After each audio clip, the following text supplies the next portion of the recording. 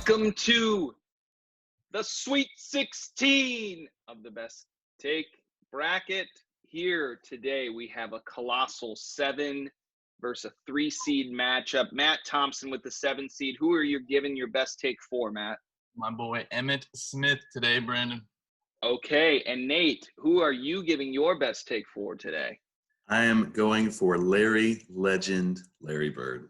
And let me remind you here in the Sweet 16 that Matt will give his take for Emmitt Smith, and then Nate will come back and give his rebuttal on why Emmitt Smith should not advance, and then Nate will give his take on why Larry Bird should move to the Elite Eight, and Matt will give his final rebuttal on why Larry Bird should go back to the bowels of Indiana.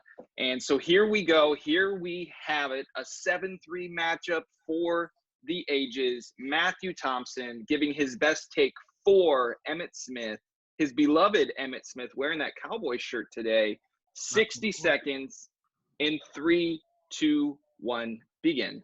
Emmitt Smith, we don't even need to mention how he's #1 in rushing yards and touchdowns, like we talked about before, how he's doubly as good as some of those guys like Frank Gore, Edgerrin James, Maurice Jones-Drew. Throw that out the window. What we do need to talk about is the final game of the 1993 season when Emmitt Smith separated his shoulder and bruised his sternum in the second quarter. All hope was lost until in the second half he walks out of that tunnel and runs for 230 total yards, winning the rushing title in that game and willing his team into the playoffs and a first-round bye. 30 seconds. To win the Super Bowl MVP that year. It's the kind of performance that makes you want to drink V8 Splash out of a Cowboys mug.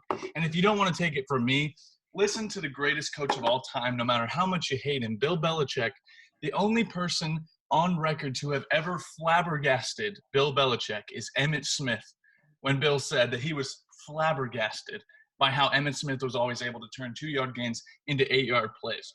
Called him the greatest running back of all time, #1 on the list when they did the top 100 players in Time.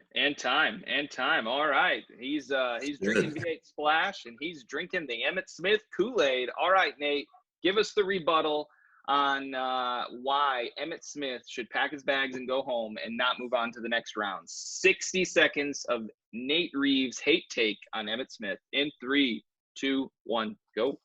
You know, I love 7 seeds. You know why I love 7 seeds? Because Emmitt Smith had 7 all-pro offensive linemen in his entire career at the Dallas Cowboys. I love that he rushed for 230 yards one time behind 7 all-pro offensive linemen. I love that he had an all-pro Hall of Famer quarterback, Troy Aikman, to deflect any needs that could be in the middle of the field. I love that he had a 4.2 yards per carry career average, which is right up there with tied with Darren McFadden, LeGarrette Blount, and Eddie Lacy. I love that Barry Sanders only had 30 one seconds. Offensive lineman for his entire career. Lomas Brown was the only all-pro offensive lineman he had, and he had a 5.0 yards per carry. I also love that Emmitt Smith had one of the worst divisions in pro history. After the Giants won their Super Bowl, that was when the Cowboys were starting to thrive. Post-Parcells was terrible for the Giants. Post-Joe Gibbs with the Redskins, pre-Donovan McNabb, and the Phoenix Cardinals, folks. They were a terrible division. The Cowboys should have won 12 games a year. Instead, they only won on average 10.5. This is the type I think is ridiculous. Emmitt Smith. Time. All right, there you got battle of the Titans here. Matt's take for Emmitt Smith, Nate's take against, and now Nate is going to give his take for Larry Bird and why Larry Bird should move through the tournament into the Elite Eight. Nate's best take on Larry Bird in 3, 2, 1, begin. The hick from French Lick, Indiana, Larry Bird, is the only player in the history to win Rookie of the Year, Most Valuable Player, NBA Finals MVP, All-Star MVP, Coach of the Year, and Executive of the Year. He's made and bred in the Hoosier State. Yes, he left the state to go and win a bunch of championships for the Celtics, but guess what? The Pacers passed on him for some guy that never made an All-Star game. Yes, that's right. His first career game, he had a double-double. The second month of his career, he had his first career triple-double. He had 2 Finals MVPs out of the 3 times they won it. And the time he didn't win his first NBA Finals, he averaged 15 points a game. 30 seconds. A game and 7 assists a game. He was a 9-time NBA first-teamer, 3-time all-defensive player. And when the three-point championship was actually the best three-point shooters in the league, he won it 3 times in a row. He's the first player in NBA history to shoot better of 50% on field goals, 40% on three-pointers, and 90% on free throws this season Not the first time, but he's also the second player to ever do it back-to-back seasons. He's a top 40 rebounds per game player in the playoffs as a small forward in general. He's one of the greatest to ever play in the world. Time.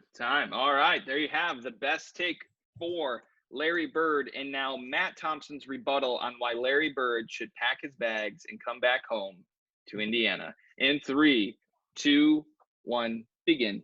You know, if this was the best Indiana Hick bracket, Larry Bird would be the champion, no question. But unfortunately, it's the best take bracket. And if you want to be called one of the greatest ever, then your numbers should go up when you reach the playoffs and not plummet. In his career, his field goal percentage was 50% and his three-point percentage was 38%, which dropped to 47 and 32% in the playoffs. So this man was not clutch, more like Larry Lame sauce, if you ask me. And people try to compare him to Michael Jordan, LeBron, Magic Johnson especially. But I think a more accurate comparison when it comes to the stats is a guy named Karl Anthony Towns. Let me tell you why.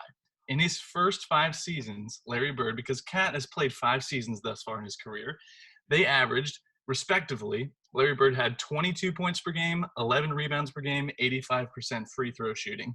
Cat averaged 23 points per game, 12 rebounds per game, and 83% from the free throw line.